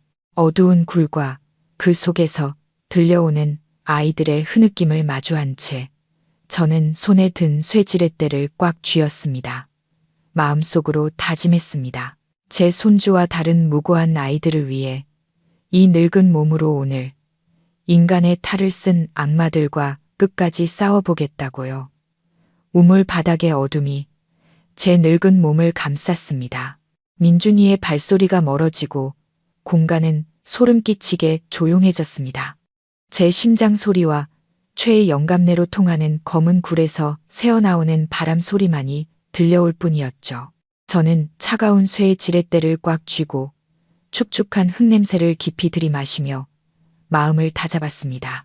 제게는 너무나도 벅차고 무모한 일이라는 것을 알고 있었습니다. 걷기조차 힘든 늙은이가 어떻게 젊고 악랄한 범죄자들을 상대할 수 있겠습니까? 하지만 콘크리트 무덤 아래 차갑게 누워있을 제 손주를 생각하고 어두운 굴에서 들려오는 아이들의 흐느낌을 생각하자 제 안에 피가 다시 끓어올랐습니다. 사랑과 분노가 노년의 두려움을 압도했습니다. 저는 손전등을 켜고 굴 안을 비췄습니다. 굴은 좁고 낮아서 허리를 숙여야만 지나갈 수 있었죠. 저는 무릎을 꿇고 네 발로 기어가기 시작했습니다. 날카로운 돌멩이가 살을 파고들었지만 저는 이를 악물고 조금씩 앞으로 나아갔습니다. 깊이 들어갈수록 곰팡이 냄새는 더욱 심해졌고 역겨운 악취가 섞여 있었습니다. 이 굴은 최 영감이 아주 오래전에 파놓은 것이 틀림없었습니다. 벽은 단단하게 다져져 있었고 나무 지지대도 꽤 튼튼하게 설치되어 있었죠. 우리 가족이 잠든 밤. 바로 우리 발밑에서 인신매매범들이 이 길을 통해 무고한 아이들을 옮겼을 것을 생각하니 소름이 돋았습니다. 그리고 우리 가족의 생명수였던 신성한 우물이 그들의 범죄를 은폐하는 소굴의 입구로 변질되었다는 사실에 치가 떨렸습니다. 그때 위에서 소리가 들렸습니다. 저는 황급히 손전등을 끄고 차가운 바닥에 몸을 숨겼습니다. 바로 제 머리 위에서 쿵쿵거리는 발소리와 무거운 것을 끄는 소리가 들렸습니다. 저는 제가 최영감네 집 바닥 아래까지 왔다는 것을 짐작했습니다. 위쪽 나무 바닥 틈새로 희미한 불빛이 새어들어와 어두운 굴을 얼룩덜룩 비췄습니다. 손 좀 빨리 놀려. 차가 곧 도착한단 말이야. 오늘 밤에 이 물건들 다 옮겨야 해. 최영감의 다급하고 날카로운 목소리가 들렸습니다. 알았어요. 근데 이 여자애가 자꾸 우는데 어떡해요? 그의 아내의 신경질적인 목소리가 들렸습니다. 수면제나 더 먹여. 들키면 어쩌려고 그래. 그 말을 듣는 순간 제 심장이 뱉는 것 같았습니다. 그들이 말하는 물건은 바로 아이들이었습니다. 그들은 아이들을 물건처럼 취급하며 팔아넘기고 있었던 것입니다. 저는 분노를 억누르며 빛이 가장 강하게 새어나오는 굴의 끝으로 조용히 기어갔습니다. 굴의 끝은 땅속 깊이 파인 꽤 넓은 비밀 지하실로 이어져 있었습니다. 저는 낡은 상자 더미 뒤에 숨어 안을 엿보았습니다. 눈앞에 펼쳐진 광경에 저는 비명을 지를 뻔했습니다. 축축하고 지저분한 지하실 구석에는 개를 가두는 데 쓰는 커다란 철창 몇 개가 있었습니다. 하지만 그 안에는 개가 아닌 대여섯 명의 아이들이 갇혀 있었습니다. 아이들은 모두 꾀죄죄한 옷을 입고 산만 얼굴로 약에 취해 쓰러져 있었습니다. 오직 5살쯤 되어 보이는 여자아이 하나만이 깨어 겁에 질린 눈으로 주위를 둘러보고 있었죠. 최영감 내외는 철창의 자물쇠를 확인하고 있었습니다. 최영감은 평소의 위선적인 모습과는 달리 살기등등한 얼굴을 하고 있었죠. 그의 아내는 아이들의 가방에 값싼 과자를 쑤셔 넣으며 투덜거렸습니다. 여보, 나 불안해.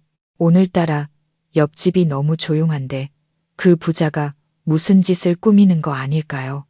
최영감은 비웃었습니다. 걱정도 팔자야. 그 민준이란 놈. 이제 겁먹고 도망갈 준비나 하고 있을걸. 내 우물 귀신 작전이 얼마나 효과적인데. 그 말을 듣는 순간 저는 입술을 피가 나도록 깨물었습니다. 기괴한 웃음소리, 흉흉한 소문, 집안의 이상한 현상들 모두가 저들 부부가 꾸민 연극이었던 것입니다. 그래도 난 그 준서가 마음에 걸려. 그 애는 무슨 죄가 있다고. 아내가 한숨을 쉬며 말했습니다. 무슨 죄? 재수가 없었던 거지. 하필 내가 굴 뚜껑을 열 때 그놈이 그걸 봤잖아. 입을 막지 않았으면 우리 둘 다 감옥에 갔을 거라고. 최영감이 눈을 희번덕이며 소리쳤습니다. 그의 말이 제게는 천둥 소리처럼 들렸습니다. 다리에 힘이 풀리고 머릿속이 하얘졌습니다. 준서. 제 손주는 사고로 죽은 것이 아니었습니다. 살해당한 것이었습니다.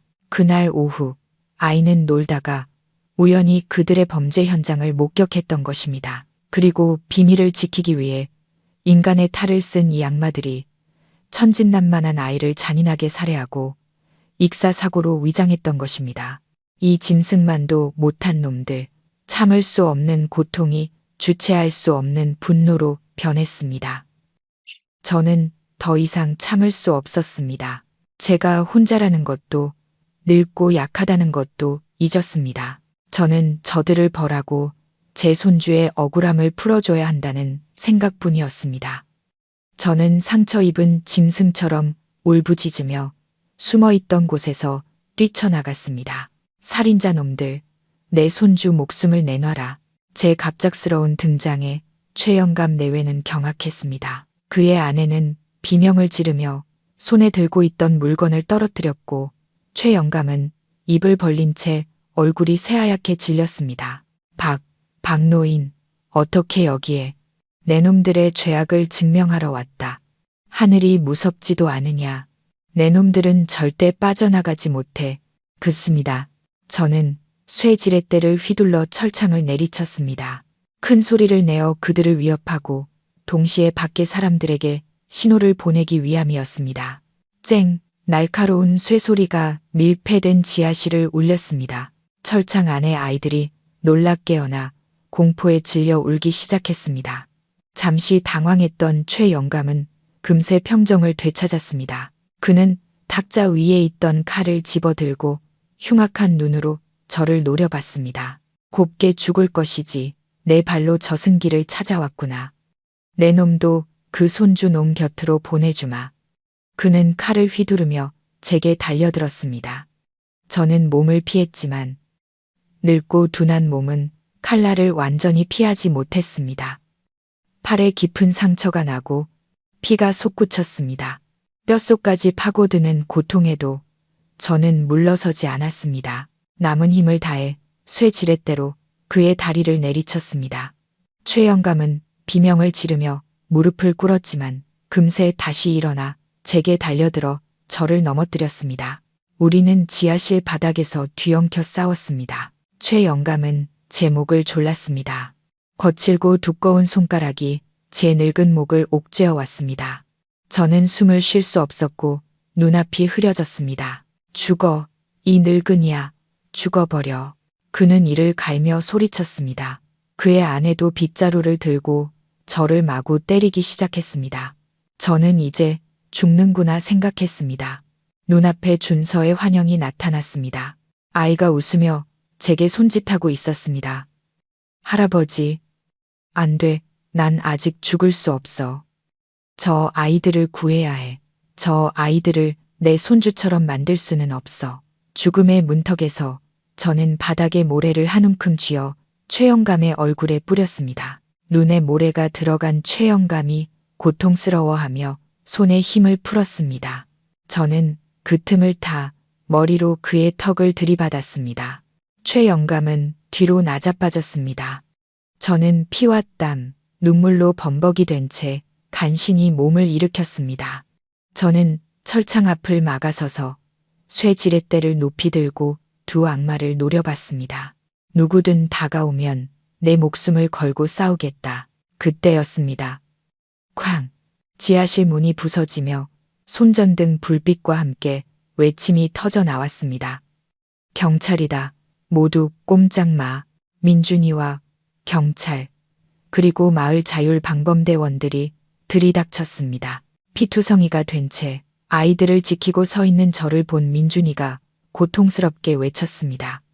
아버지, 녀석은 달려와 저를 부축했습니다. 눈물이 그의 뺨을 타고 흘러내렸습니다. 아버지, 제가 너무 늦었어요. 죄송해요, 아버지. 저는 힘없이 웃으며 쇠 지렛대를 떨어뜨리고 아들의 품에 쓰러졌습니다. 난 괜찮다. 저놈들을 잡아라. 아이들을 구해줘. 저는 최 영감 내외를 가리키며 간신히 말했습니다. 최 영감은 경찰을 보자 얼굴이 잿빛이 되었습니다. 그는 우물로 통하는 굴로 도망치려 했지만 경찰들이 더 빨랐습니다. 2명의 젊은 경찰관이 그를 덮쳐 땅에 쓰러뜨리고 등 뒤로 팔을 꺾었습니다. 차가운 수갑이 채워지며 그의 죄악으로 가득 찬 인생이 끝나는 순간이었습니다. 그의 아내는 그 자리에 주저앉아 자기는 강요받았을 뿐이라며 울부짖었지만 그 늦은 변명은 그녀의 죄를 씻어줄 수 없었습니다. 두 부부는 그 자리에서 체포되었습니다. 아이들이 철창에서 구출되었습니다. 문이 열리자 아이들의 울음이 터져 나왔고 그곳에 있던 모든 사람들이 눈물을 흘렸습니다. 민준이는 가장 어린 여자아이를 안아들고 등을 토닥이며 달래주었습니다. 그 모습을 보니 제 마음이 천근만근의 짐을 내려놓은 듯 가벼워졌습니다. 최 영감 부부가 인신매매범이었고 준서를 살해했다는 소식은 순식간에 온 마을로 퍼져나갔습니다. 충격에 빠진 마을 사람들은 우리 집 골목을 가득 메웠습니다. 사람들은 경찰의 품에 안겨 나오는 아이들을 보고 고개를 숙인 채 끌려나가는 최영감 부부를 보며 분노했습니다. 욕설과 증오에 찬 시선이 두 범죄자에게 쏟아졌습니다. 하지만 피와 흙먼지로 뒤덮인 제가 민준이의 부축을 받으며 밖으로 나오자 군중은 순간 조용해졌습니다. 그리고 누가 먼저랄 것도 없이 길을 터주었습니다. 사람들은 저를 존경과 감탄의 눈으로 바라봤습니다. 어르신, 정말 대단하십니다. 마을의 영웅이십니다. 이웃들의 진심 어린 격려에 저는 눈시울이 붉어졌습니다. 마침내 우리 가족의 억울함이 풀린 것입니다. 귀신 들린 집이라는 오명은 사라지고 고통스럽지만 명백한 진실만이 남았습니다. 그 진실은 우리 마을에 평화를 가져다 주었습니다. 몇 달 후 제 팔의 상처는 희미한 흉터만 남긴 채 아물었습니다. 우리 집은 다시 예전의 모습을 되찾았습니다. 끔찍했던 우물은 완전히 메워졌고 그 위에는 생전에 준서가 가장 좋아했던 붉은 장미가 심어졌습니다. 재판이 열렸고 최영감 부부는 법의 최고형을 선고받았습니다. 그들을 중심으로 한 인신매매 조직은 뿌리 뽑혔고 시골 마을들은 다시 평화를 되찾았습니다. 하지만 가장 큰 변화는 우리 집 안에서 일어났습니다. 그 끔찍한 밤 이후 며느리 지혜는 서서히 제정신을 차렸습니다. 아들의 죽음에 대한 진실을 알게 된 후 며칠 동안 죽은 듯이 슬퍼했지만 시아버지의 희생과 남편의 노력을 보며 자신은 무너지면 안 된다는 것을 깨달았습니다. 아들의 몫까지 더 열심히 살아야 한다고요. 민준이도 완전히 달라졌습니다. 그는 술을 끊고 다시 성실하게 일하기 시작했습니다. 아내와 아버지를 예전보다 훨씬 더 아끼고 사랑하게 되었죠. 퇴근 후에는 부엌길을 돕거나 마당에 장미를 가꾸는 것이 그의 일과가 되었습니다. 우리 집 식탁에는 다시 웃음소리가 피어났습니다. 예전처럼 완전하지는 않았지만 따뜻하고 사랑이 넘치는 시간이었습니다. 어느 맑은 일요일 아침, 민준이 내외가 5살쯤 되어 보이는 남자아이의 손을 잡고 집으로 들어왔습니다. 맑은 눈과 착한 미소를 가진 아이였습니다. 그 아이는 그날 지하실에서 구출된 아이들 중 한 명이었습니다. 부모를 찾을 수 없게 되자 민준이가 입양 허가를 받아온 것이었죠. 아버지, 이 아이 이름은 희망이에요. 오늘부터 아버지의 손주입니다. 민준이가 감격에 겨운 목소리로 말했습니다. 아이는 낯을 가리며 민준이 뒤에 숨어 동그란 눈으로 저를 훔쳐봤습니다. 저는 그 아이를 보고 제사상 위준서에 사진을 올려다 봤습니다. 자욱한 향 연기 속에서 준서가 저를 보며 미소 짓고 고개를 끄덕이는 것 같았습니다. 이리 온 내 손주. 저는 두 팔을 벌려 새로운 손주를 맞이했습니다. 아이는 제 품에 안겼습니다. 작고 따뜻했습니다. 할아버지, 그 한마디가 어찌나 달콤하고 정겹게 들리던지요. 제 눈에서 눈물이 흘렀지만 이번에는 행복과 새로운 시작을 위한 눈물이었습니다. 그날 오후 우리 세대는 다시 늙은 감나무 아래에 모여 앉았습니다. 눈부신 햇살이 나뭇잎 사이로 쏟아져 내렸고 시원한 바람이 들판에 벼있는 냄새를 실어왔습니다. 저는 평상에 앉아 부채질을 하며 희망이에게 연 날리는 법을 가르쳐주는 민준이와 그 옆에서 미소 지으며 뜨개질하는 지혜를 바라봤습니다. 평화가, 진정한 평화가 이곳에 다시 찾아왔습니다. 악몽은 끝났습니다. 상실의 고통은 여전히 마음속 깊이 남아있지만 우리는 알고 있습니다. 사랑과 선한 마음만 있다면 가장 어두운 곳, 가장 차가운 무덤 위에서도 희망과 생명의 꽃은 피어날 수 있다는 것을요. 저는 파란 하늘을 올려다보며 바람결에 속삭였습니다. 준서야, 이제 편히 쉬렴. 할아버지와 아빠, 엄마는 이제 괜찮단다. 고맙다. 내 용감하고 착한 손주야.